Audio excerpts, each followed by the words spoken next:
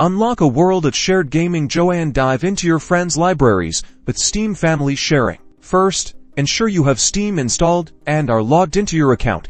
To enable game sharing, you'll need to authorize specific computers to access your library.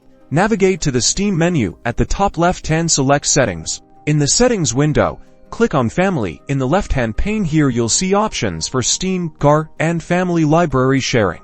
To begin sharing, make sure the box labeled Authorize Library Sharing on this computer is checked. This allows your account to be used for sharing on this specific machine. Now, click on the Manage Family Library Sharing button. This window will show a list of accounts that have previously accessed your Steam library from this computer. To share with someone new, they'll need to log into their Steam account on your computer. When a trusted friend or family member logs into their Steam account on your computer, you'll see them appear in this list. Simply check the box next to their username to grant them access to your shared library. Once authorized, they will be able to see and play the games in your library that are eligible for sharing from their own Steam client once they are logged into their account on their own computer. Keep in mind that only one person can play a shared game at a time. If the owner starts playing a game that someone else is borrowing, the borrower will have a few minutes to purchase the game or quit. You can deauthorize any computer or account at any time from this same family library sharing window,